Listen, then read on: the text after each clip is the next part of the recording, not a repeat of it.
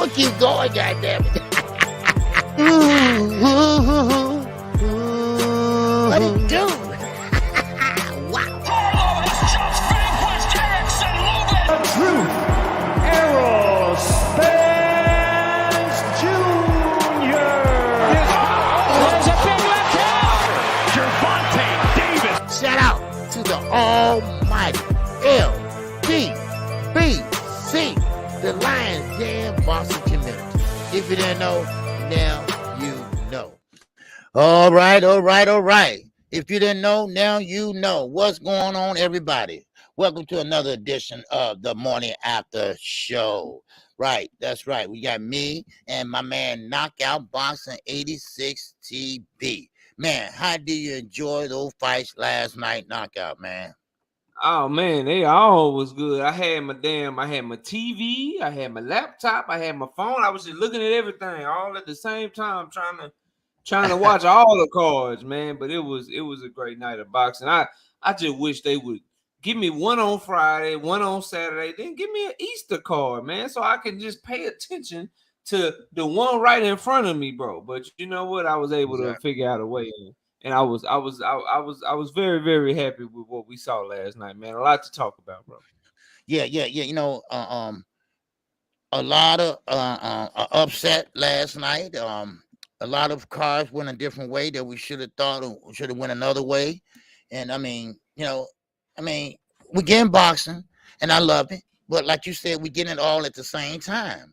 And my iPad, my daughter had that one, and so I couldn't focus on one at a time. I had to get through in one and go over to the other one, but that's okay. All right, but we're going to see who all in here, so we're going here to get it started, baby. All right, we got Daryl DeLoach in here. What's going on, Daryl? All right, we got Fed Life up in here. What's going on, Fed Life? How you feel, baby? All right, we got Thrill Hill. What's going on, Thrill Hill? We got Slam. What's up, Slam? What's going on? Yes, sir. We got Ray Patterson up in here. RP is in the building. Todd Swindle is up in here. Edward Platt is up in here. Yes, sir. Happy Easter to you. And Chef Boardi is up in here. Macadam Mac of the South is up in here. All right. Yes, sir. Mr. Mechanical is up in here. What's going on, Mr. Mechanical? Aquila Native is up in here. Salute to KQ and KO. Yes, sir. In the chat. What's going on? Shot Town Finance is up in here. What's going on? What's going on with you? Boss Dog is up in here. What's going on, Boss Dog? Yes, sir. Appreciate you. And who else we got up in here? Yeah, okay. Canita Native say I'm $250 richer after that Fundora great fight. All right, Haizu M is up Congratulations. in here. D1. Yes, sir. Appreciate it. Yes, sir. D1 is up in here. Big Block is up in here. All right. Yes, sir. Brian King Falcone is up in here. And we got my man Crush the Legend, the winning team is up in here. What's going on, Crush? How you feel? Oh, yes, sir. We got Thoroughbred Boxing's up in here. Like last night was epic for sure. That's right, baby. It was. All right, Mr. B.A. Fitted is up in here. We got my man Wash 4. J Wash 4 is up in here. We got my man Zeke. Isaiah Young is up in here. And we got my man Buck Stout up in here. All right, Dodge J is up in here. I'm sorry, I mispronounced that name. All right, that's Buck Stout. One is up in here. All right, yes, sir, Dodge J. And we got Chase Money. It's up in here. We got Grown Man Boxing is up in here. Oh, Jelly Bean 4280 is up in here. What's going on? We got Dante Hall Boxing Talk is up in here. Oh, shook it now. We got T falling in the rear, baby. All right, yes, sir. And that's all we got right now. We got 51 so far in here. King D just popped in here, and Deacon Dollar just popped in here. And make sure y'all hit that like button as we get started. Smash the like button, elbow the like button, headbutt the like button, kick it, knee it, hit the like button, man. Yes, sir. Like button, right, bro. Man, we gotta get straight to it. We got so much to talk about, man. Let's start right there. Shoo. Bruce Carrington, man. Shoo. What? Man. He knocked the man. He knocked Brandon Chambers out in the second round. Put on a hell of a performance. Yes. What you got on Bruce Shoo Carrington, man? Out of New York City, man. Man, I mean the young brother. He's doing his thing. I don't think he get talked about enough. I think he's kind of like He's in the shadows. He's on the outside looking in, but he making noise. He's making noise, but he got to find that sweet spot where they can shine that light on him. But he's doing everything he need to do in his weight class. He's winning, and he's fighting great competition for him. For the time he has been a pro, So right now, what he did last night, I mean, I think that was great. I mean, he took his time, he walked him down, and pretty much he took his time and went in, and always going to the body. He got a great habit of going to the body, and I like it. I like what he's doing. I like how he's using the jab. I mean, he got the great fundamental skills of a boxer. And like I said last night, these top ranked fighters, they're going to have to start fighting each other. They're going to have to start fighting each other. So, but still in all, I mean, Shakur Carrington, he did a great job, and I like it. And I like it a lot. So that's what I got on it. Yeah, I mean, I liked how he picked his shots. I thought that he worked well behind the jab. And like you said, the accuracy in the punch placement and going to the to the body, that was very impressive for him. And I'm watching him last night. I'm watching Raymond Ford last night. And I got to say, the guard is changing in featherweight. Like, I mean, we had Gary Russell Jr., you got Leo Santa Cruz, who's older. You got Josh Warrington. Those guys are kind of out, and you got the guy who just became champion. You chopping up, okay? I thought that he was able. No, you chopping up. Okay, that's okay. Can you hear me better? All right, hold on. No, you froze. But it's all good. It's all good. Like you said, Raymond Ford and Bruce and Shakur Carrington, they are really changing the guard. Like I said last night, we see that era going out already. We talking about the Floyd Mayweather era, and we see now that Terrence Crawford, Earl Spence era is starting to take his last leg and go out. And now we are seeing guys like Davis, Haney, Shakur. All these young guys are starting to take their stance now. We talking about Big Baby Anderson in their heavyweight division. I'm talking about heavyweight on down, and these guys are now starting to take their stance, and that's what they're doing. And this is another era, y'all, and y'all are right here to witness it. This means that now I talked about this last night. Now they're going to have to start fighting each other. They're going to have to start fighting each other because they are winning and they are beating guys that put in front of them. And so, I mean, I ain't mad at them for that because that's what they're supposed to do. Now, like I say, listen, Bob Aaron's going to have to pretty much, put these guys together, you can save some money and then be easy fights to make, so that's how I look at it, so easy fights to make. Yo, So, am I better? Am right. I better now? Yes, sir. I hear you. All right, cool. My bad, man. But yeah, I was just saying about Shakur. I love the performance. I thought that he did a really good job. He was placing his shots real well, going to the body, like you said. I thought that was the key to break Brandon Chambers down and stop him earlier. And the point I was making too was that it looked like featherweight, we having a changing of the guard. We got Gary Russell Jr. Obviously, he was inactive, long reigning champion. Coming off of an injury. We don't know if he's going to move up or what he has going on. You got Leo Santa Cruz past his prime. Carl Frampton just retired.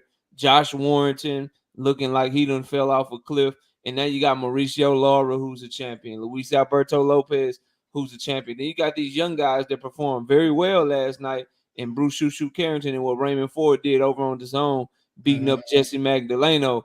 The sky's the limit for the featherweight division. I'm loving the changing of the guard. And Bruce Carrington, the main thing I liked, OG, is that when he got old buddy hurt, he didn't just go throw 1,000 punches. He methodically picked them apart, placed his shots well, looked for his openings, and then went in there and did what he did to him in the second round. So very impressed with him last night. I thought it was a hell of a performance, man. Yeah. When you went out and you coming back in, I was just telling them that, we've seen an era. We've seen the Floyd Mayweather era go out. Then you got the Terrence Crawford and Earl Spence era. They are winding down. All right. Now you see a lot of these young guys. They are starting to take the mantle. They starting to stand up. They starting to come up, and that's what I like to see. All right, y'all are witnessing a new era of boxing. It's slowly coming in, but it's coming in. You're gonna hear more of guys like Frank Martin, and Shakur Stevenson, Davis. Haney. These guys are now starting to get into their man strength, if that may. So just want to add that on to it. All right. Yeah, and I want to speak on this because I know you were calling the fight and you haven't had a chance to go back and watch the DAZN card yet. But while we're on featherweights, we were just talking about Bruce Shushu. Man, Raymond Ford last night, OG, fighting former champion Jesse Magdaleno, who had only lost to Isaac Dogby. Man, he put on a performance, and his speed is just it's making dudes be so gunshot. He worked behind his jab so well last night. He counterpunched Magdaleno. He dropped Magdaleno 2 times, and he's hitting dudes with shit that they don't see because he's so fast. When you start the DAZN card, once you get done here and you watch your DAZN card, man, you're gonna be impressed with that young man. I know you're gonna want to talk. You're gonna talk about it tomorrow. So there's really one fight I want you to look at, and for the guys that was able to watch it in the chat, Raymond Ford is a problem up there, man. He too fast. He is clearly, to me, for my eyes, he clearly the fastest featherweight that we have in boxing right now.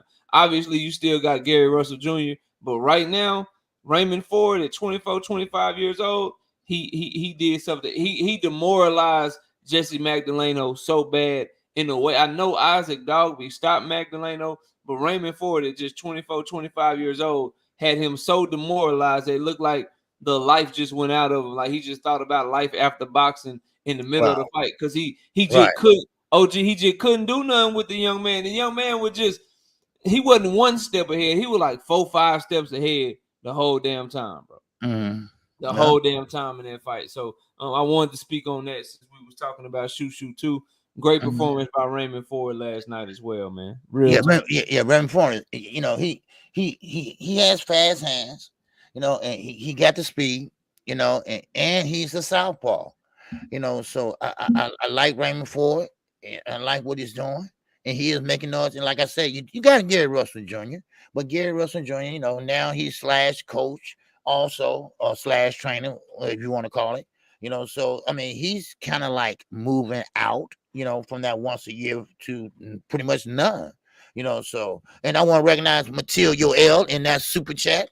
I appreciate you. Yes, sir. He said, this is all I got to say, baby. Yes, sir. I want to say support. Yeah. Yes, he sir. always show love and he don't even say nothing. He just Yes, drop a super chat and don't say nothing. Well, damn it, Matai, you keep doing that shit, man. You ain't gotta say you ain't gotta say a word, brother. Yeah. You ain't gotta say a word. Miss KO, what's up? I see you, baby. Okay, I'm gonna get this other super chat real fast. We got Armando N. It's up in the super chat, baby. Yes, sir. It says salute KQ and KO. Shakur's left uppercut and right hook is a thing of beauty, baby. Yes, sir. We're gonna get to that. We're gonna get to that. Yes, sir. Oh, yeah, we're gonna get to that. Yes, sir. So what you think of Troy Isley last night versus Roy Behringer?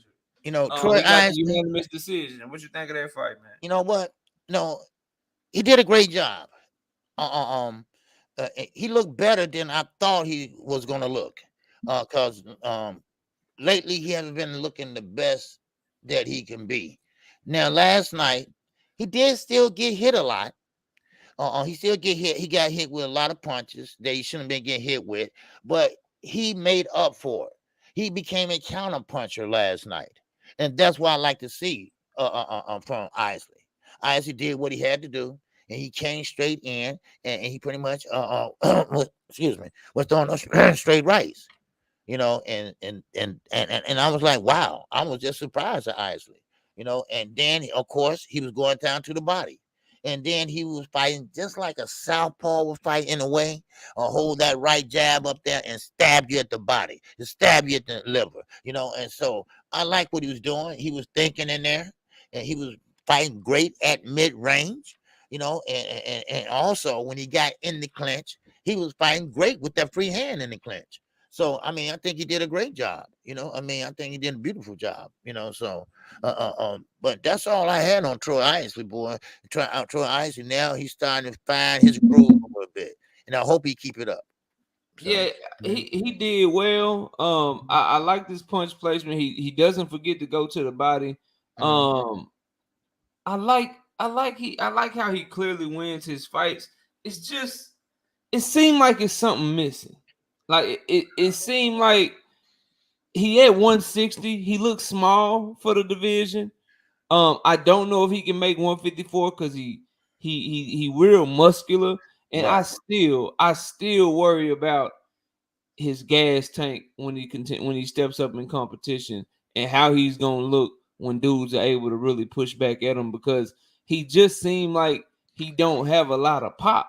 Because I'm watching him hit this dude last night with everything, bro. He hit the dude with everything but the kitchen sink, and dude just wouldn't go nowhere. He just right there, and it seems to happen in a lot of his fights. But I like the angles that he takes. I like that he goes to the body. Like you said, the jab is nasty. He does a lot of real good things in the ring. It just seemed like something may not be there, but he's a good young fighter. He's only 24, 25 years old, 24 years old. Right. So it's a lot there to like. It's just that when you fighting at middleweight, it's gonna be dudes that's longer than you, that hit hard, that also have those same types of skills. And if you taking shots from Roy Behringer, what it's gonna look like when you take shots from these real middleweights that are really good, that can get to you even more. So I think he could have had a cleaner performance, but I still give him like a B plus. I thought he put on a good performance, but I don't think guys like Roy Behringer should be able to hit you as much as Troy Isley got hit last night. But I thought overall it was a good performance. Just work on concentrating and showing up that defense. And I think he need to find a way to generate a little bit more power if he's gonna be the fighter that his fans believe that he can be, and that's being a world champion one day. That's all I got. Yeah. Okay. All right. Yeah, that's all I have on Troy Isley, and I will say this though. I will put some emphasis on that right hand. The straight right was working last night for him. Yeah. It was there all night for him. So, so I just want to put a little emphasis on that. So, and that's all I got with Troy Isley. Yeah, man. Yeah. So moving right along. Man, your boy, everybody like this young man because he talks so much, man. Keyshawn Davis and Anthony, can you dig it, yig it, man? Yeah. Keyshawn got him out of there in the 8th round, and he had it. Let's talk about the fight first, but he had a lot to say after the fight too that we got to talk about. But what you got on Keyshawn's performance, man? You like what you saw last? For Keyshawn do a lot of talking, in which I like it. I mean, some things he say just kind of be like a little far out to the left, but I like that back and forth, if they're going to fight. But Keyshawn last night, he didn't show me a lot for some reason. While Bo Mac was eating them Cheetos, I can see like why. See, if you notice when he throw his right hand, and I see him punch the punching bag like this too. He turns his right hand like boom, like this, boom, like he's turning it like this, and I don't know why he does that, but he does. But he got to stay composed. He have to keep his composure when he in there, cause Giggit he started showboating too, and I think that got Keyshawn kind of like, okay, you want to showboat too, okay, cause they both sitting there waving their hands in the air and kind of get the crowd on their side. I mean, but you got to focus on boxing. And Mr. Giggins, you gonna also have to focus on protect yourself at all times because he hesitated for a minute. But Keyshawn, now definitely he's not ready for Frank Martin, no doubt about it.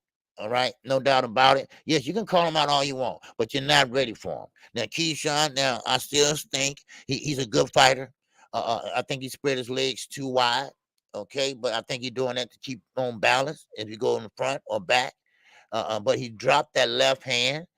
And you can't really assess the guy because he was showboating so much last night, and you can't see him in a serious fight unless he fights someone with some power and somebody to slap him and get his attention.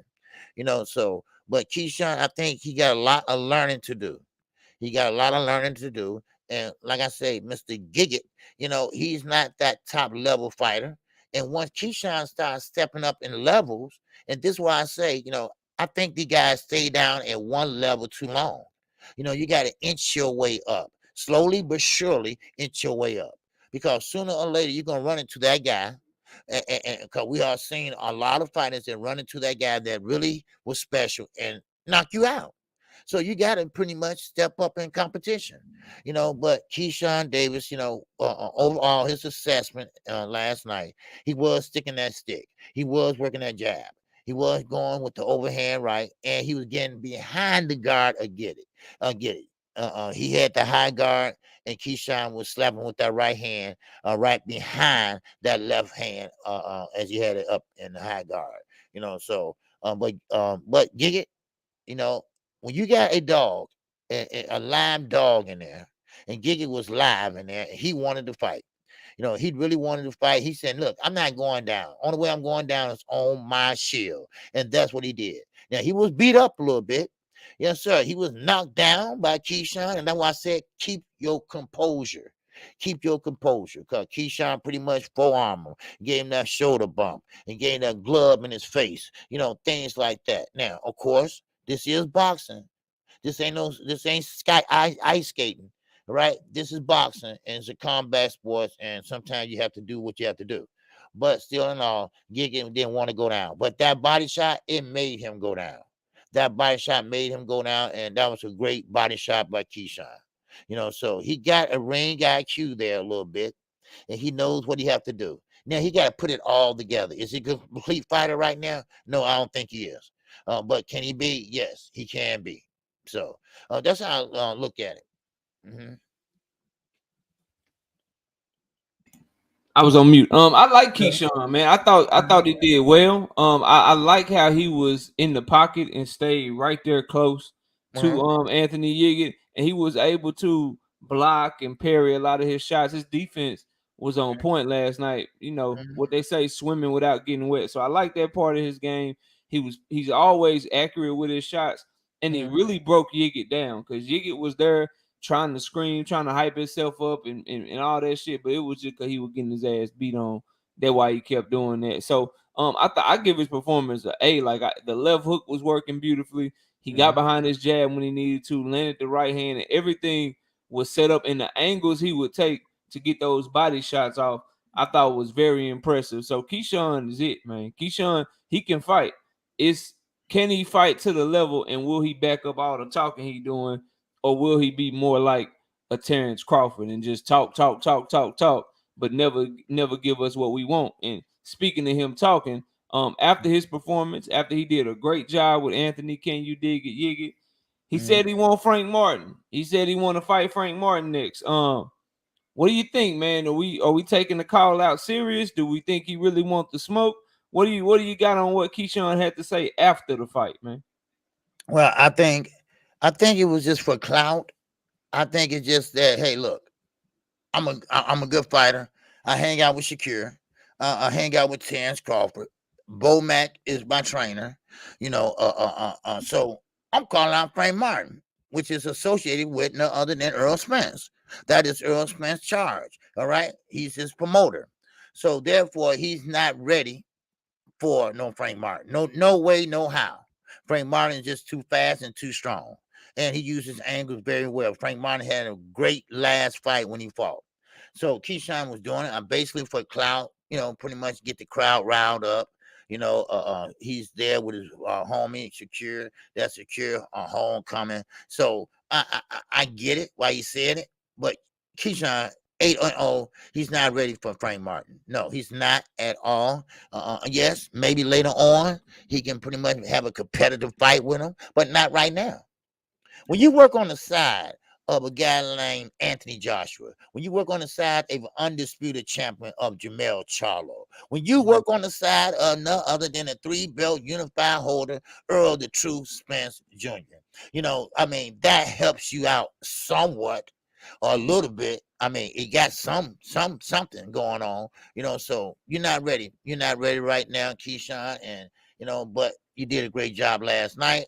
But I see what he was doing. All right. What's going on, Mr. Gumbo? I see you hot grease in the building, baby. Yes, sir. All right. Listen, man. So this is the second time I done seen Keyshawn call out Frank Martin.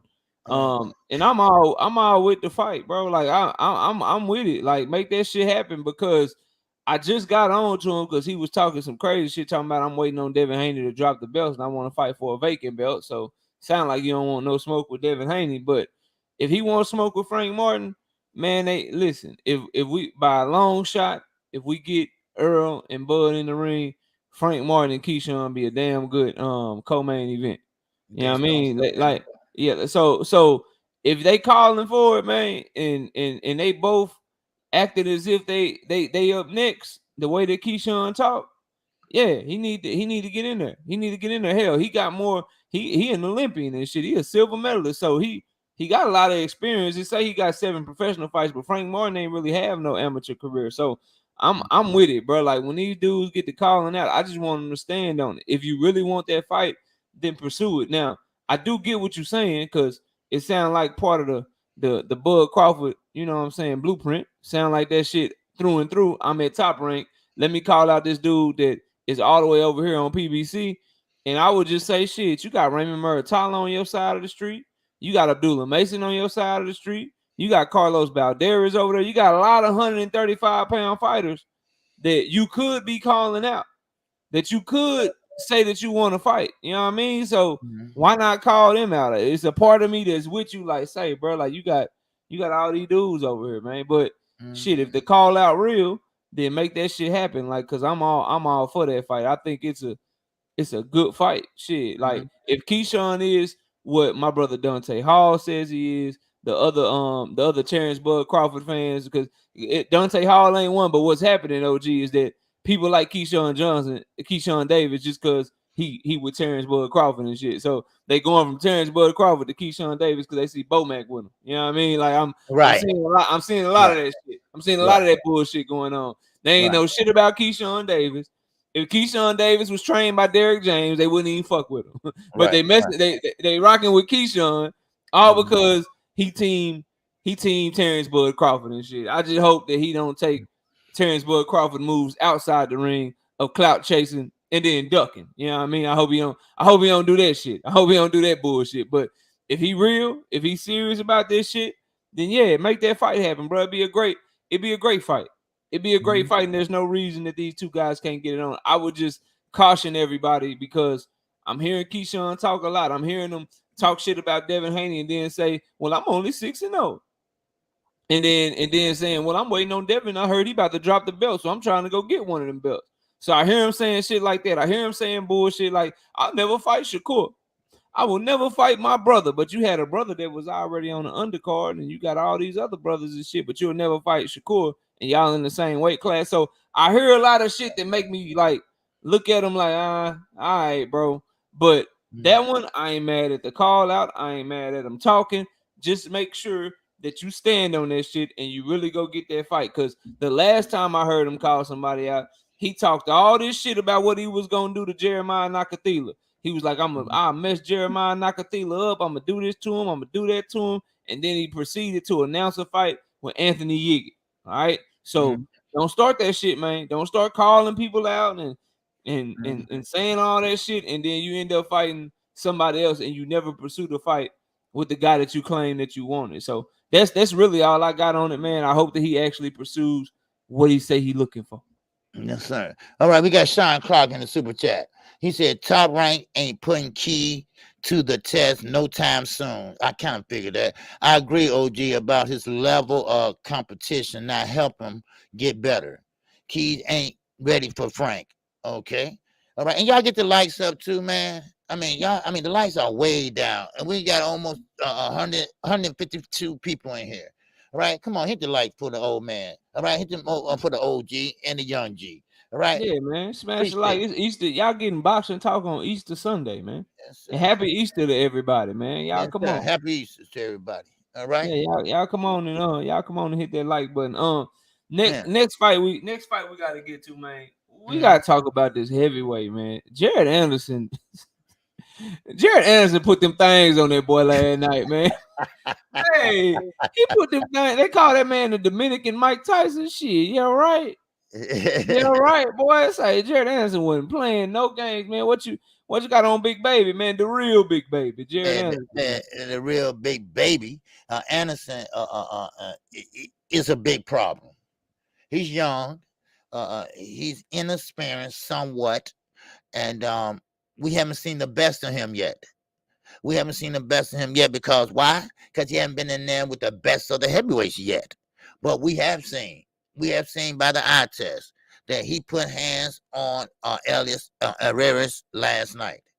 Now, Herrera's trying to use the lateral movement. Of course, Big Baby, he pretty much went back and said, you know what, I'm not going to chase you. But then his corner, of course, said, you know what, go get him. And that's what he did. He cut off the ring. He took his time. He wasn't up on his toes because heavyweights, they usually don't bounce up and down that much. And then he pretty much walked him down. And then once he got close enough, he used that jab. He used that overhand right. And then, this is unbelievable. He switched to southpaw. And that southpaw stance was working. The southpaw stance was working because the left hand was going right down to the body. And then, of course, Big Baby got Arias in the corner. Now, of course, once he got him in that corner, then that's his bread and butter right there for Big Baby Anderson. Because he hit him with a two-piece, and it looked like he'd been beating him all night just off of that one sequence. That one sequence, swollen up 2 eyes and a cut.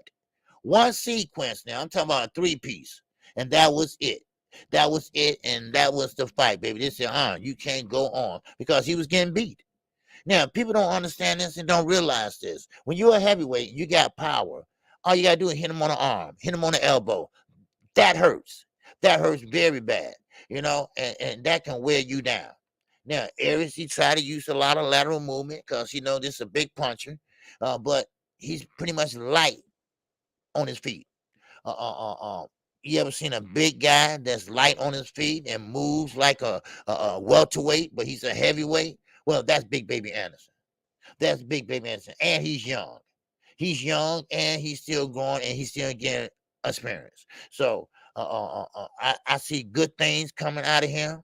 And then when he gets hit, he get explosive. That's one thing I noticed about him in his last 2 fights. When he get hit, he gets very explosive, and next thing you know, he's throwing 1, 2, 3, 4, 5 pieces at you, and then he try to get you out of there.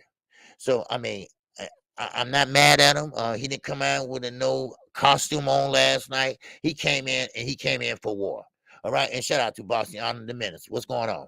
All right, so so that's what I seen last night. Shout out to Big Baby, the real Big Baby Anderson, because he's learning. Mhm. And like I say, he haven't got up there yet with the best of the best heavyweights, but he's on his way. Now, he was used as his sparring partner with Tyson Fury, and what I hear, I wasn't there and don't know is it true or not, but he gave Tyson Fury some problems in training and sparring. So and I wouldn't doubt it. At all. So I'm looking forward to seeing what he got to bring later on down the line. Yeah, me too, man. And I said this when I did the prediction, and I'm gonna say it again because my American, and shout out to everybody that's not American, but my American sports fans will feel this, bro. Jared Big Baby Anderson is that athletic ass, big ass dude that the football coach couldn't get to first. See, you usually here in America, guys like Jared Big Baby Anderson, they somewhere playing defensive end, or they somewhere in the NFL playing linebacker or some shit. What happened with him was at a young age, the boxing coach got to him first before the football coach could get to him. You know what I mean? And so as a result, this is what I really like. If our big dudes in America, if our big dudes did boxing instead of play football and shit, this is what he is the type of heavyweight that you would see through and through in American boxing. The thing is, most dudes with his frame, most big dudes like him, they have him out there on the football field. And when you get to him early and get him in the box, he's the result. That's why he moved the way he moved, man. That's why he looked like he's so quick on his feet, and he got real good feet, and he athletic, and he can switch stances, and the power looks so raw and so natural and shit. Well, that's what our athletes really look like. Just so everybody know, oh man, the UK run heavyweight boxing. The UK this, the UK that, man. Y'all UK heavyweights, they done took over the sport. Well, that's because our heavyweights, they don't really box. They play football, bro. They play for the Chiefs. They play for the Cowboys. They play for the Bears. They don't box. They play football at an early age. Well, he's what happened when just one of them decide that I'm gonna box instead, and the football coach couldn't get to me. You know what I mean? So that's the first point. But as far as what he did in the ring, bro, and how he looked, dog, he's so fluid. And he works behind his jab so well. And when he decides to turn up, man, he hit like an 18-wheeler, bro. Right. He hit like an 18-wheeler, man. Like he hit hard. And it ain't just because of the dudes he's stopping. It's because how they face look. It's like he lumped old buddy up, cut his eye, swole his eye up in like 2 punches. It was an uppercut and a right hook, and now his shit was just, he went from looking cool and looking good to he was, you know what I'm saying? He was messed up. You know what I mean? He was good. Yeah, you can't forget about basketball, Smoke. I agree, bro. But but I was talking about Jerry Big Baby Anderson because he only 6'4", like 250. That's a football player, bro.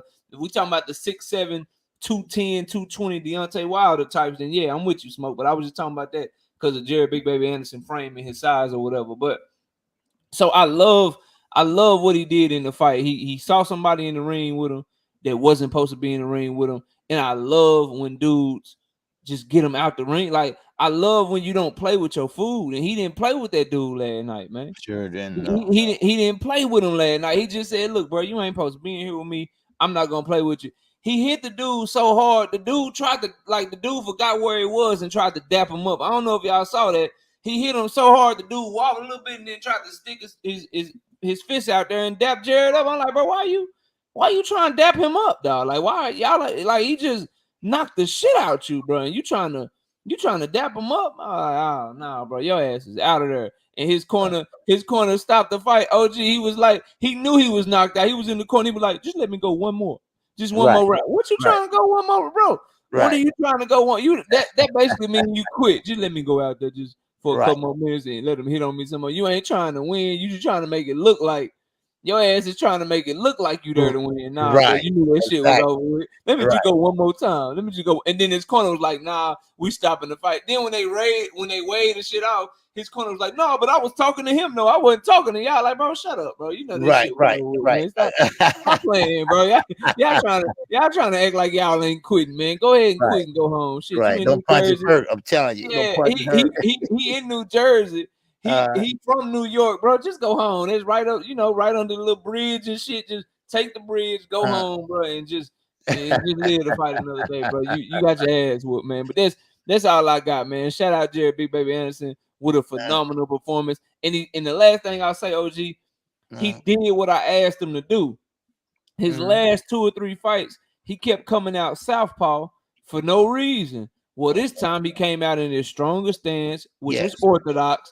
And he started putting a whooping on him. And then when he wanted to cut off the ring and make an adjustment, he switched southpaw and threw that nasty-ass uppercut that pretty much ended the fight.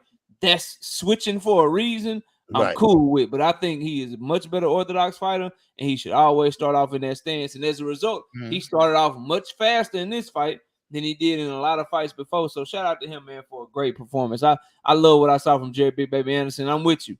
It's time for a test, man. 14 fights in. Yeah. It's time for a real test. Who do you have in mind? I saw Boxiana put Johnny Rice. Who would you like to see him fight next, man? If you had your way, man. Oh wow, and I'm not gonna say a test like Usyk or Fury. No, I'm not gonna say Wilder. No, that's not a test for him. That's a slaughter. That's an uneven match right now because he don't have the experience like that. So Johnny Rice, yes, that is a good one. Coffee, that's a good one, but Coffee, he still hasn't got that, and yes, Najee, Dylan White, that's a good one. Yeah. And Shakur, he's just too older, he's older now, but Dylan White's still good to get, good in game. Now, of course, I would like to see Anthony Joshua get himself together, and maybe he can be a formidable opponent later on down the line. So, I mean, he has options. He has options to step up. No doubt about it. Of everybody I see in the chat, they all cross promotional fights and hard to make, but them in-house ones that can be easy to make, that'll be a good fight. I love FA Ajagba for him. He a Yeah. top ranked fighter. FA is like, listen, man, it's time to see what FA got, bro. If you gonna like, it's time. Like the training wheels is off. It's time to see what him and Jared got. That's a good fight between two of the best prospects at heavyweight at top rank. I love that fight. Or the guy that FA Ajagba just beat, put him in there with big shots, Stephen Shaw.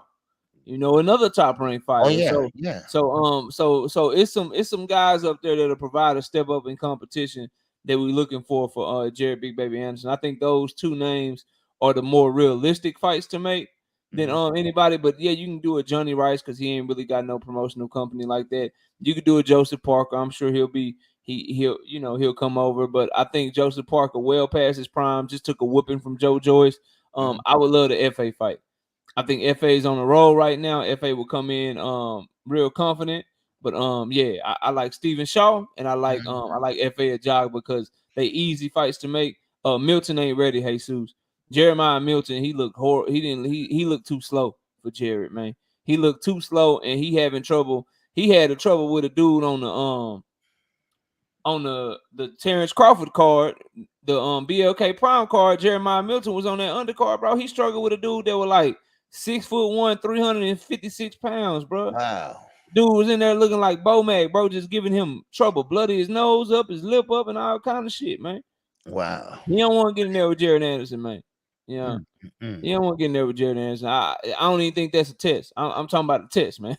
I'm Yeah, talking about somebody that can provide some resistance, man. right. I think FA job will be a good test. I mean, he's not the top of the top. He's not the bottom of the bottom, but it's a good step up fight for Anderson. That can basically see what we need to see in that fight.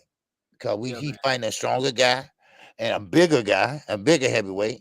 Because Anderson is a heavyweight, no doubt about it. But he don't move like a heavyweight. He moves like a smaller weight class. But FA Jabba, he doesn't move that much either. But he got a big punch behind that jab. So that would be a good fight to see. And Johnny Rice, he moves very well. He has a great jab. So I mean, those two maybe, they can work something out.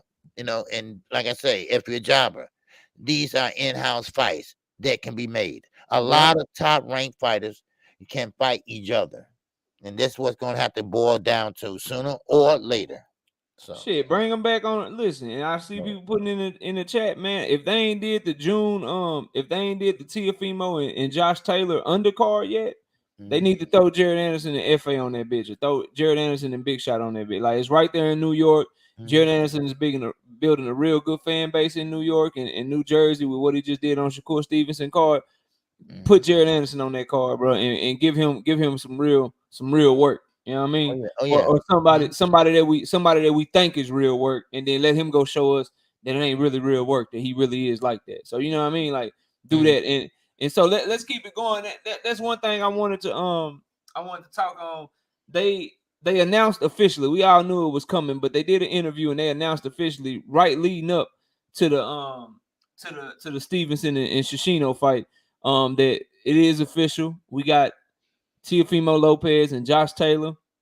They talked a little bit of shit to each other, man. What is that something you excited for? You think Teofimo gonna provide any resistance to Josh Taylor? What's your first thoughts on that fight now that the Top Rank has done the interview and they done built it up and they let you know that it's officially official, so to speak? What you got on that, man? Josh Taylor and Teofimo, man. Well, when I think of Josh Taylor, Teofimo, first I think about mental fortitude. Mental, is he ready mentally? And I'm talking about Lopez. Now, of course, he had some issues down at 135. Now he's at 140. And he is going after one of the top 140 pounders. Now, of course, Josh Taylor, he dropped all the belts except for one. Now, there's a reason for that. But still in all, I think Lopez is hungry. I think he's hungry and he want to prove himself. And I think he's going to get in there and try to give Taylor all he can handle. But don't underestimate Taylor, because Taylor fought Regis Prograis and he fought a great fight. Matter of fact, Josh Taylor fought a good fight every time he fights. So Josh Taylor, I think, is another level upon Lopez. I think Lopez think he's good. I know his father thinks he's good and undisputed, but neither one of them are true. Of course, I think Lopez would get overwhelmed by on Josh Taylor. I think Lopez got the skills, but he don't know how to use the skills that he has. So I think I believe that Lopez would get overwhelmed by Josh Taylor. I think Josh Taylor is pretty much top notch. But like I say, he's a champion, but he doesn't have anything he does great. He does things good, but not great. Now, this is the thing about Lopez. He's young, and he's hungry, and he want to prove himself. Because everybody, once he got lost to Mendoza, everybody pretty much put him on the shelf and pretty much saying, this and that. So now he want to prove himself. It's nothing like a hungry fighter. It's nothing like getting a fighter in there and come in there and take over the fight. Because it is a takeover, right? So he's coming in and taking over, but Josh Taylor, don't underestimate him because he is a good fighter. Like I say, he doesn't do anything great, but he does things to get by and does things that it will help, and he does have respectful power. Yeah, and, yeah. So that's how I look at it. I mean, my concern for that fight, Josh Taylor big as shit. If Josh Taylor makes weight comfortably and he gets to rehydrate up and he looks like Josh Taylor at the Jose Ramirez fight, Teofimo in a lot of trouble. You know what I mean? For Josh Taylor, Teofimo's quick, he's fast. If Teofimo can kind of box on the outside and use his quickness, then he can provide some issues for Josh Taylor. The main thing, though, Teofimo got to do it by himself, bro, because his trainer's so goddamn trash, man. That's a huge disadvantage. Like Josh Taylor got real trainers that can give him instructions, give him adjustments to make, and things to do if stuff is going kind of haywire. If it get ugly in there for Teofimo, his daddy gonna lie to him. Yeah. If it get ugly in there for him, I watch his daddy tell him, "Hey, you didn't get knocked down, you just tripped." I watch his daddy talk about how they robbed his ass the whole goddamn time when I'm watching George Camboso put hands on him, bro. I feel like your trainer should tell you the truth, man. And in a fight of this magnitude, where you got two good dudes that got talent, we know they both talented, whether you like them or not. I see people calling them duck. You know what I'm saying in the chat? That's cool. I ain't saying I agree or disagree, but when you got your daddy in there, bro, just lying to you and shit, man, that shit could get ugly. Cause what if round 4, round 5 happened, right? Right. And Josh Taylor just step up the purse, say, you know what, fuck it, we dog fighting, and he getting on the inside on T.O., just beating him up bad on the inside. Teofimo go to that corner and his daddy say, it's okay. It's okay. You got this. It's okay. And that's all he say to him. Bro, that shit gonna get ugly, man. Yeah. That shit gonna get like that's my biggest concern is that Teofimo in the big fight like this, he ain't look good at 140. That's your trainer, bro. Right. That's who you going to battle with, dog. All right, man. Good luck, bro. Yeah, good luck with that shit, man. You know what I mean? Like it is what it is. Now, I did see this, and I hate to backtrack, OG, but I gotta address this. Our brother Deacon Dollar said he want to see Jared Anderson versus Adam Kawanacki. He got something against Polish people, bro. Deacon Dollar, man, I don't know what it is, but you got something against the Polish people, man. Why would you want to see Kawanacki done like the same Kawanacki that couldn't get out of the way of shit from fucking Robert Helenius? You want to see him get in there with Jared Anderson? He don't move his head. Yeah, he just get in there. It's Rock'em Soccer Robot with Konaki. Hey, his defense is his face. Y'all like right, his defense is punch me, please. And then all that belly that he got for Jared Big Baby Anderson to hit to the body. No. I would be shocked if that fight goes past a round and a half, man. Yeah, a round and a half. That's all I give him the last, man. I don't want to see that shit, man. His head is durable. His head is durable. He does get hit a lot, and he just walk right through it and just keep on using his head as defense. Yeah, bro. Throwing. Man, ain't nobody trying to see that shit. He said he want to see Kawanacki. Man, he don't like Polish people, bro. That's all that is. I don't know what Polish people did to you, man. But stop your attack on Polish people, man. Trying to get their ass killed and shit, man. But let me say this knockout real fast. Yeah, right? Go ahead. One thing about Lopez, his daddy Lopez, the senior, you can't lie to your son or any fighter in boxing. This is one sport that you cannot lie. You got to tell them the truth, or they will get hurt. They will get hurt bad. So you got to go out there and tell them the truth. Hey, you losing. I mean, that's fine. All right. But you can't say, hey, look, you doing good, and oh wow, you just tripped. No, you can't do none of that. You got to tell them the truth. You got to tell them where to place the punches at. You got to be honest with them. And Lopez's father never been honest with him. Now, like I always said this, you need to bring somebody. You can keep dad around, but you need to bring someone in there that don't have no kind of emotional ties to you, which no trainer should. But that father and son do a team. You got to have a father that got a strong sense to say, look, hey, dude, what you doing? You messing up. What you doing? All right. You shouldn't get hit by no stupid shot like that. Things like that. But all this Mr. Nice Guy, you undisputed this and that. No, you don't need a yes man. Your daddy gonna always be your confidant, your hero, your protector. You need somebody in there gonna tell you the truth. And boxing is one of those sports that you can't take no chances on.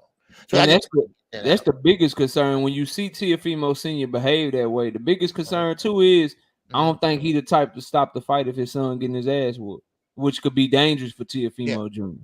He seemed like the type that's gonna try to let his son just fight back because he don't want to quit. You know what I mean? Like he got too much pride and shit, and he talks so much shit, he ain't stopping the fight. And so if it ever get ugly, I don't know if it isn't gonna get ugly in this Josh Taylor fight, but it seemed like if it ever got real ugly for Teofimo, better hope he got a good ref, better hope he got a good doctor that's there to stop the fight. Because if he don't, his daddy ain't stopping that shit. Daddy let him get his ass whooped. Yeah, you know what I mean?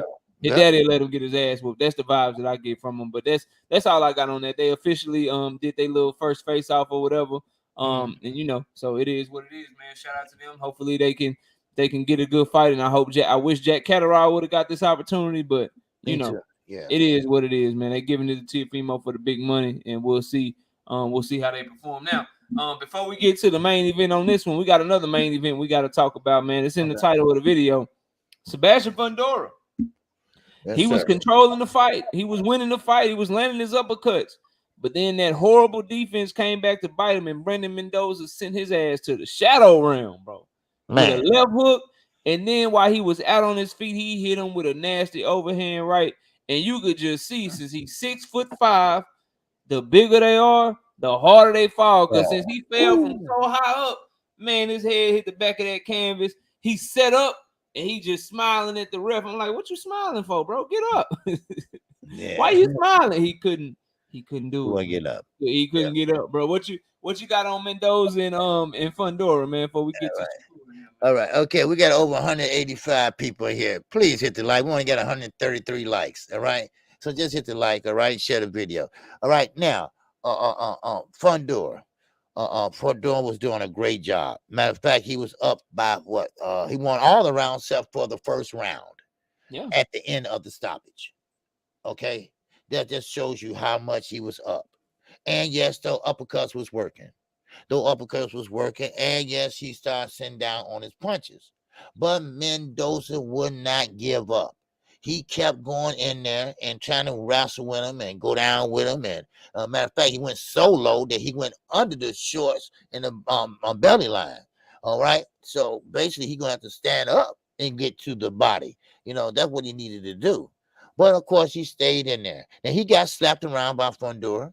Fundora pretty much is tall, but he doesn't have a lot of muscle. So Mendoza was pushing him against the ropes. And of course, Fundora spun off the ropes. And he walked him back into the center of the ring. Then, of course, Mendoza again. He trying to reach upstairs. And then that's what I say about them arm punches. All right? He punching on the arm. He punching on the elbows. He got his attention. But see, this is the thing about it. I saw Fundora coming out, walking to the ring. It seemed like he wasn't feeling good, or I'm not trying to find an excuse, but he's leaning on, I think his dad or whatever. And it's like he was just wasn't happy to be there. But in the post-fight, it seemed like he was. So I don't know. But one thing I do know is that he was trying to find that uppercut again.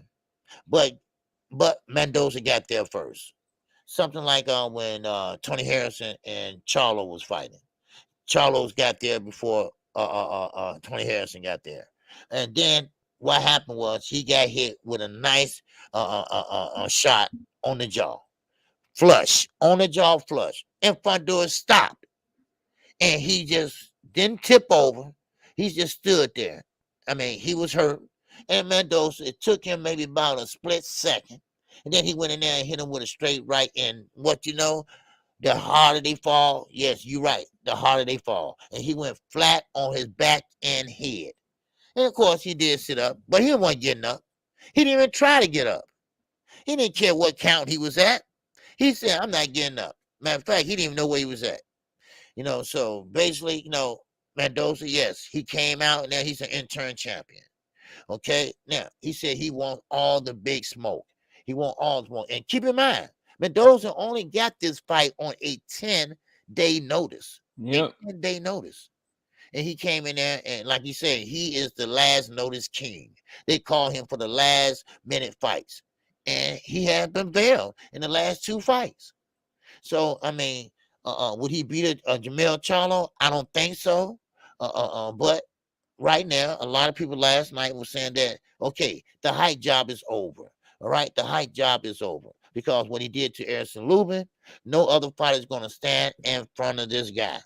And he's right. And that's what Mendoza did last night. He didn't stand in front of Fundora so Fundora could get that motor running. No, he stepped to the side. Yes, he went upstairs. He went downstairs. He was trying to spin him around. But Mendoza, he didn't quit. He did not quit. He got his nose busted, got his lips busted, but he still kept coming. He still kept coming. And then he got it, finally finished him off. And once again, Fundora, he's that nice kid. He's that nice guy. He's that nice school teacher, baby. Yes, sir. He was gracious in defeat all the time. Like you say, this is boxing. I'm glad I took the fight. And, it was a dangerous fight for him, he said. But, hey, he took it anyway.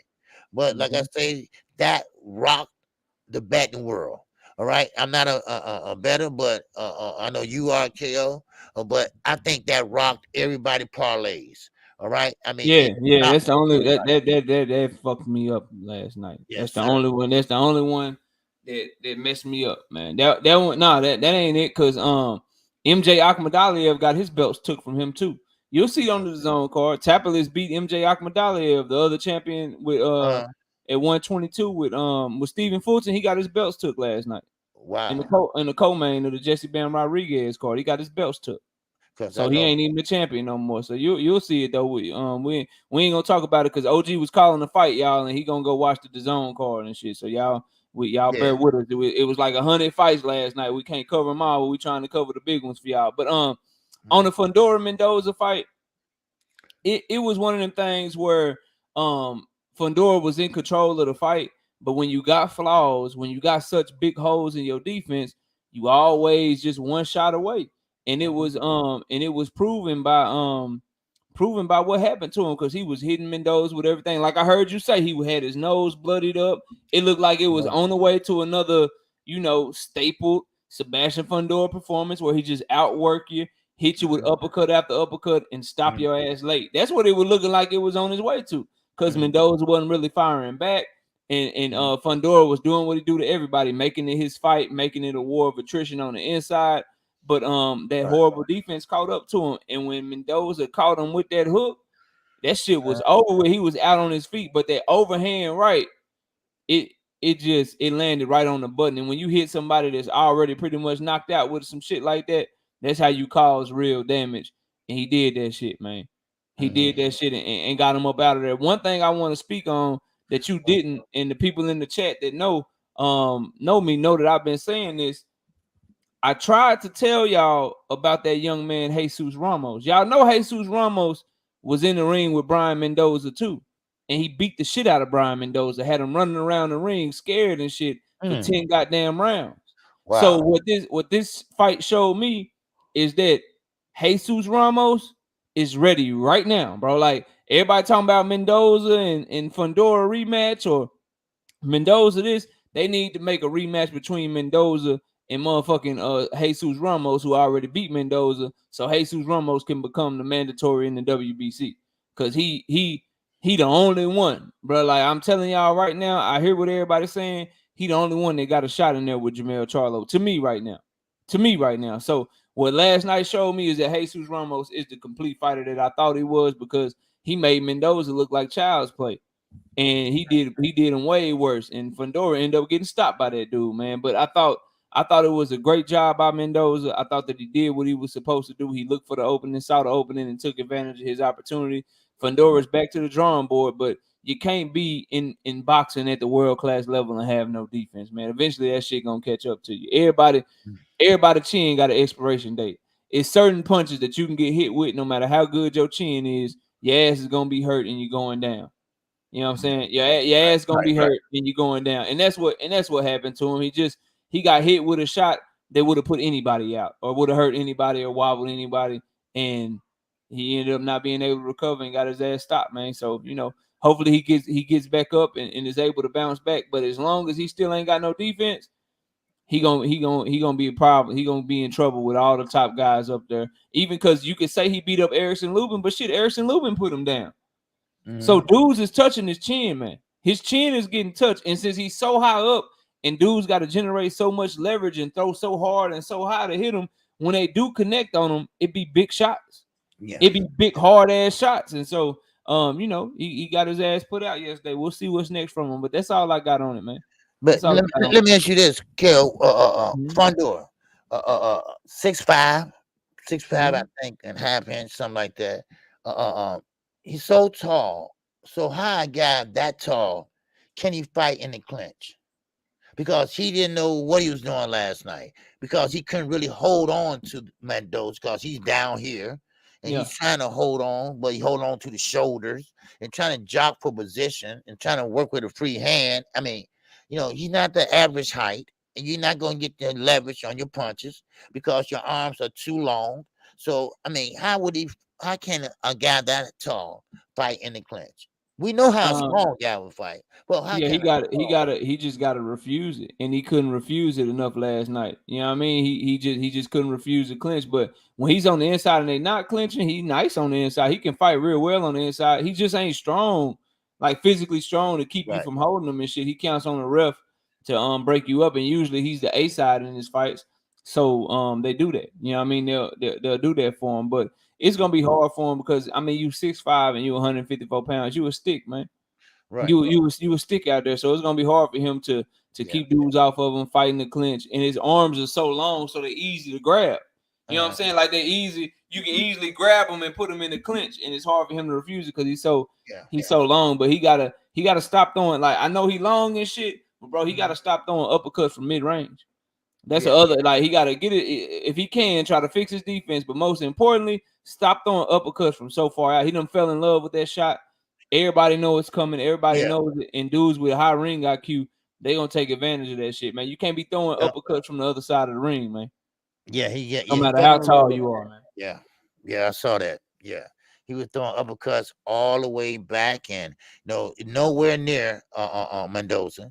But he, like you say, he fell in love with that shot, especially after the Lubin fight. And that's all everybody was talking about. And that's all he does. He throws it uppercut like that. And it's kind of easy for him when you're tall like that to throw that uppercut. But you got to step in a little closer. But I want to see how he reacts to punches moving forward, because that's the type of knockout that fuck your chin up, and it could fuck your confidence up too. Like that's the type of shit. Like when you get put out like that, that's the type of stuff where you may never be the same. And now every time somebody touch you, you get wobbling and shit. And with the way that he fighting, his lack of defense, I know he young and shit, but this could be the beginning of the end, man. Yeah, it could be the beginning of the end. So I'm very interested to see who they put him in there with next, and kind of how he bounces back, because that shit could be bad for him. Like that style of fighting, it got an expiration date on it. Like I've never seen somebody just be able to go all the way through the gauntlet with his style of fighting, that inside fighting with no defense and shit. Eventually, somebody gonna be good enough to crack that chin, and that's what happened to him now. You know what I mean? So I want to see how he bounce back, man. Yeah, I just was talking about that other day in the live that, Anthony Joshua Adrian Broner. I mean, just those two alone, had bad knockouts, had losses, and then they come back. Adrian Broner won't let his hands go. Anthony Joshua, he's not sure of what punch he want to throw. He hesitates. So I mean, that what happens. That what happens when you get knocked out or you get badly beat. Yeah. So, And like Akilo just said, he said he might fight shy and not let his hands go. Well, that was like the best thing about Sebastian Fundora. That was like his biggest weapon, is that he could throw 90 to 100 punches around and not get tired. So if you take that away from him, what is it? If right. if you take his biggest strength away from him, what is it? He's just a big ass punching bag. Is the answer. Right. If you take all that shit away from him, he just got a longer body than everybody else to hit, and he got a chin just right up there on the motherfucking pole, just ready for you to just knock his chin off like he playing tetherball or some shit like we used to have back in the day. Like, that's all it is, bro. You know what I mean? So we'll see what's next from him. Look, man. Shakur Stevenson versus Yoshino. Shakur Stevenson said 135. Hello, I'm here. And he had a lot to say about Devin Haney after the fight. We'll get to that too. But what you got on the fight, man, between Shakur Stevenson and Yoshino? What you got on that, man? I can start off by saying sharp. Shakur Stevenson, he was on point last night. I have to admit that. He was on point last night. He was a pure boxer last night. He was a pure counter puncher last night. Of course, when he got hit with something, or he get his head pulled down, then next thing you know, while you getting his head pulled down, he going right to the stern as he get out of there. So right now, I can say that Shakur Stevenson came to 135 and showed up and showed out.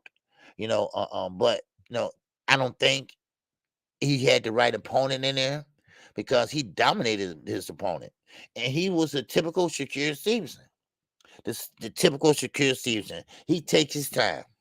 He find out what you're bringing to the table, and then what he does is he pretty much look at you, and he pretty much put his offense and defense together according to what you bring it to the table, and that's what he did last night. Yes, he had that right jab going last night, and then he kept the right hand going, the right hook going. And then as the rounds was going past the second round, then he sit down on that left hook again, on that straight left, and that right hook, he'll sit down on it. Then he starts slapping him with that right hook. I mean, Shakur Stevenson was showing speed last night, showing speed when he was throwing those punches last night. And I mean, he did a great job at it. Yoshima was basically there, trying to fight with him and trying to show his hand speed in round number one. But that wasn't phasing Shakur. Shakur fought on the back foot and came right back in. He jumped out, back in, jumped out, back in. And then he went in there and he fought. And he fought well too. And so he was very sharp. And I like what he did last night. Only thing, the problem I have is the stoppage. That what I had was the stoppage. Now, yes, Yoshino was getting beat down. Yes, he was getting hit and slapped with that right hook. And then here come the straight left going down to the stern. Then the straight left was going around the guard of Yoshino. And Yoshino trying to get his get back. He put his head down and just throwing 1-2 wildly. But see, when the stoppage came, they didn't wait till the end of the round and waved it off. They had the referee stepped in the middle of a combination, in the middle of a round. I mean, if you're gonna wait to stop and call timeout for a mouthpiece, then you could have waited to the end of the round for to stop this fight. Now, I get it. Yes, they was on him. Yes, they was. They was on him, and they was on him real bad. But still in all, I mean, Shakur, he fought a good fight. Yoshima, I think, he wasn't beat up like that. I mean, it's not like he didn't. His face was swollen and he was barely hanging on. He couldn't see out of one eye. It wasn't nothing like that. So, I mean, I think maybe he got some home cooking. But a lot of people in the chat say, hey, it just was a matter of time. Yeah, it might have been a matter of time, but let him go out on the shield. Let him go out and shield. He's a fighter. Damn Japanese. Let him be a damn samurai warrior, man. Shit. Yes, let him go out on his shield, and that's what I sing. I mean, let him go out on his shield. So, but but Shakur, he did a great job. And like I say, he's getting better. And better. And I want to see, and I still say this. I kept saying this last night, and I'm still gonna say it. We know he can box. We know he got a ring IQ. We know he assessed the problem and collect that data, just like Floyd. But I want to see a little more power. All right. Now, Yoshima shouldn't have been hanging around that long. He should have been out of there a long time ago, especially after that first knockdown. So let's see the power, because you might one day run into a guy named Gervonta Davis. Yeah, right? yeah. So like I said, and like Gervonta Davis said, listen, what happens? That boxing is cute, all that sounds good, but what happens when you get hit? All right, let's see how you react then. All right, that can throw your whole game off when you get rocked. All right, but that's all I have on that. But like I say, I didn't like the stoppage. All right, you got a few super chats, OG. Yeah, I'm gonna grab this. Armando N is up in the super chat once again. He says, "Step back, check hook, followed by a straight left. Shakur is a babyface assassin, and I'm riding with him over everyone. KQ and KO. He is a master boxer. Yeah, no doubt, baby, no doubt. He can box. No doubt about it. He can box. No doubt. Yes, sir, no doubt. And also, we got my man Armando once again in the super chat. Yeah, that's Kilo Nader. Okay, I'm sorry. Kilo Nader in the super chat. Give me some of that. Give me some of that winnings last night. All right. Shakur called out Devin and said that every time he got into the ring with Devin, he got the best of him. Devin won't talk about that sparring. All that duck talk is coming back to Team DHP. Whoa. Wow. Kilo. Okay, yes, sir. All right, we got my man Zoo Lion is in the super chat. Yes, sir. He said one of the chat family members said that Bob will make all top rank interest fights before anyone gets to look at Tank. Does that include Devin? Well, can I answer that? Can I answer that question real quick? Yes, sir. Go ahead. So Zulu and everybody in the chat, I told y'all about the rematch with Kambosos. I told y'all what's gonna happen with Loma. Bob Arum already said it's out there for everyone to see, bro. It's out there for everyone to see. You know what I mean? He said, "I want Shakur Stevenson. I'm pushing for Shakur Stevenson versus the winner of Devin Haney and Vasily Lomachenko." Now, when Shakur Stevenson beat Devin Haney, beat Shishino, they got in the ring, and who they asked him about? They asked him about Devin. I'm just asking y'all, do y'all think that those reporters are under instruction from Bob Arum or who to ask what about? Just think about that for a second, and then think about if Bob Arum is inaccurate or if he's accurate when it comes to top rank business, bro. Now, the only thing is, Devin and his pops, they saying that this is the last fight on the top rank contract. We're gonna find out. Because if it's not, it's gonna be Shakur. But I'm letting, and then I'm gonna talk about the fight. I'm gonna let y'all know what's gonna happen, though, right? I'm gonna let y'all know what's gonna happen so we can all be clear. I tell y'all what's gonna happen all the time, right? If Devin stays with top rank, Bob Arum is gonna make the Shakur Stevenson fight if Devin is able to beat Lomachenko, because that's what he told you he was gonna do. But what's gonna happen is you're gonna have some Devin Haney fans. You're gonna have a lot of content creators tell you that the only reason that Devin is fighting Shakur is because Tank ducked him. Just so y'all know what's gonna happen. You know what I mean? So y'all know the narratives and how everything is gonna play out. Just so we all clear. As far as this fight though against Yoshino, I thought KQ did a wonderful job. I thought that Shakur was just too damn sharp. He was in the pocket. He was doing his thing, and he was swimming without getting wet. Yoshino couldn't break and that's what I love about Shakur. Yoshino was right there. His feet was touching Shakur's feet, but Shakur had such good control of the distance. he still couldn't reach Shakur. But he longer than Shakur. He got longer arms, and he still couldn't reach him, bro. He still couldn't reach him. So I thought Shakur put on a phenomenal performance. I thought Shakur was able to hit him with that straight left at will. The right hook was working. Everything that he was doing was working.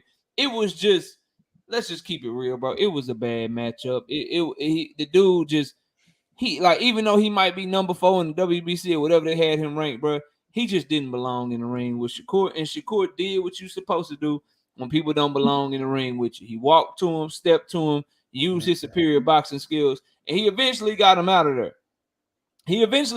there. Now, I'm with you, OG. These are professional fighters. This is a WBC title eliminator. That Japanese dude was still trying to throw punches and still trying to do his goddamn thing. You let that man go out the way he want to go out. Because if it's one thing we know about the Japanese fighters, bro, they gonna go out on that shield. They ain't gonna stop punching. They ain't gonna stop trying. So, because when you do that, you steal a moment not only from the Japanese fighter, but maybe you steal a moment from Shakur too. Because maybe he hit him with some step back shit, knockout of the year type candidate or some shit. Maybe he do some shit to make it an even bigger, you know what I'm saying, KO, even bigger KO. So I just, I thought that it was a great performance. It's exactly what I expected. And Shakur didn't drop a single round, and he did what he was supposed to do with that dude. Now, maybe a little unexpected event happened right after the fight, and I want to go over it with you for our last topic. Okay. Because Shakur and Devin have talked. They say, hey, man, we worry about fighting later and shit. We gonna fight later. We ain't ducking each other. We ain't ducking nobody, blah, blah, blah. You know what I mean? And then you got Bob Arum saying, I want to make the Shakur versus winner of Haney and Loma. Well, they asked Shakur Stevenson directly about Devin Haney in the ring last night, OG. And this is what he said. He said, tell him to come on. I've been waiting for this for a long time. I swear to God. I've been waiting for that for a long time. Me and Devin have been in the ring with each other for years. I always got the best of Devin. I think it's going to be easy work. I think I'm going to smoke him. I think I'm going to shock everybody by smoking him and making it a real easy fight. Everybody going to be like, damn, you is who you say you is. What you got on Shakur Stevenson laying down the gauntlet to old Devin Haney, man? I don't want to go too far, and discredit either fighter. But Shakur has a point. Now, I told everyone last night, both of these guys are counter punchers. Now, Dev does have a great jab. He does move very great feet, great footwork, but he doesn't fight on the inside very well. Well, neither does Shakur. Shakur does know how to stab you in the stomach with that straight left. Now, he does know how to get in that uppercut in there. But they fight at mid-range. And that's where the bread and butter is going to be made with both of these guys. And that's what Shakur, I think, will get the best of Dev. Dev does have great reflexes, but Shakur has better speed and greater ring IQ. Now, one thing about it, I'm very high on Shakur Stevenson. I'm very high on his ring IQ. And I think that's what's going to happen if they match and go at it. But I don't see that happening. Not right now. Because after the Loma fight, Devin, I don't think, will ever make 35 again. He's going to have to meet Shakur at 140 or maybe at a catch weight. That's how I see it. Because right now, as you're going to see, come May the 20th, come May the 19th, you're going to see how skinny Devin Haney's face is going to be sunken in. Because he's going to be trying to make that weight and trying to make that weight for the last time. So, but right now, I still think that Shakur Stevenson is a assassin, like he said, assassin. Because what he did last night, he was sharp shooting. He was doing everything right. And like you saying about the foot movement. Now, that's one thing about Yoshima. He was worried about the feet. Every time he throw, he was jumping and holding his feet up. And that can throw you off balance, and that can throw you off. But Shakur, he knows where his feet at all times without looking down. And that's what I call a great boxer. But like I say, I'm looking for the power. That's what I'm looking for, the power. But like I say, I doubt it very seriously, KO. I don't think they will fight. Yes, that will be a good fight. But Shakur just got to 135. Devin is on his way out. at 135. Now, like I said, come May the 19th, you're gonna see how sunken his face gonna look and how skinny you're gonna see all the bones in him almost because he can't make that weight. He's a big guy, and you can't keep forcing this young man to get down to 135. So he's gonna have to go to 140. Now, Shakur, he's not gonna jump up to 140. He just got to 135. So it might gonna have to be a while before they meet each other. Yeah, Yeah. I agree with that, but this is where, and I feel you, but this is where you gotta be careful what you say, because Bill Haney said that they staying at 135 for the whole rest of the year. But That what he does that that mean what he he's gonna said. fight somebody though? Yeah, so are you just gonna be there and not fight? That's the key. But he been active his whole career, so I don't know, bro. It's one of those things. All I know is I think that's a great fight, but I gotta be clear. I want Devin versus Tank more than anything. I think that's the fight that I want to see. That's the fight to make. But if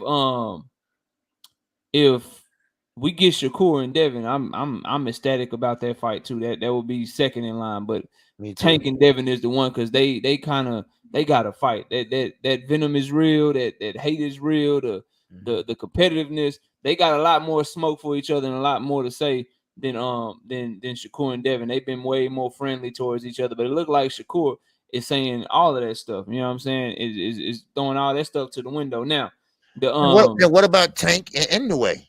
Monster. He hell said, no, Monster too small, man.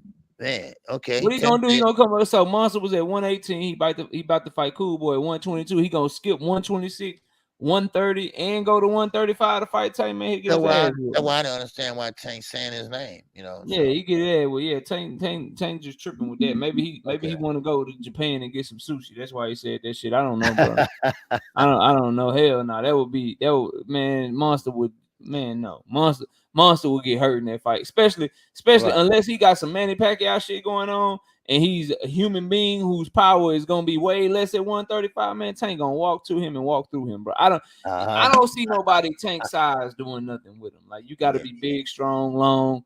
Those are the guys that may be able to give him some trouble. But somebody that's exactly the same size as him, they can't stand there with him and punch. Nah, bro, I don't think like Nonito Donaire broke his face, bro. Like damn near 40 years old, broke Monster face. Tank would destroy that boy. But as far as Shakur and saying that he always got the best of Dev, I don't know if it's true. I don't know if it's false. I do know on the sparring footage that I saw, Shakur Stevenson got the better of him in the sparring footage that's up on YouTube for everybody to see. Now I don't know how many other times they sparred, but that time that they sparred right there, Shakur got him. So Shakur calling him out. We'll see if that shit come to fruition. But Devin Haney versus Tank, Devin Haney versus Shakur, both good fights. But I still want Tank over any fight for Devin, because it's time for them to meet up. They've been talking too much. It's time for them to get it popping. But you know, man, that's all I got. It was a great weekend of fights. Yes, sir. It was fun, man. I hope everybody enjoys their Easter. OG, I hope you enjoy yours. And you too. You know, that's all I got, man. Y'all come check us out. We'll be live tomorrow night, Wednesday night and Thursday night. Wednesday, BFTB is going against Johnny Allison. They having a debate, so they'll be on the channel debating. So y'all be sure to come through. And and shit, hold on, who is this? Okay, I was trying to see who this is. Okay, never mind. My bad. I thought that was something else. I got to respond to that later. But and I'll be live tomorrow night and Thursday night too. So y'all come check us out. We'll drop content daily. And you know, subscribe to the channel. Y'all hit KQKC like button. And that's all I appreciate it. Yes, sir. Okay, and you all know I will be off tomorrow. My mother having surgery. Okay, so I will be off tomorrow. She having a same day surgery, knee surgery. All right, and of course she need my help. So I'll be off tomorrow, but of course we will continue on Tuesday. We are getting the fights, people. We are getting the fights that we want to see.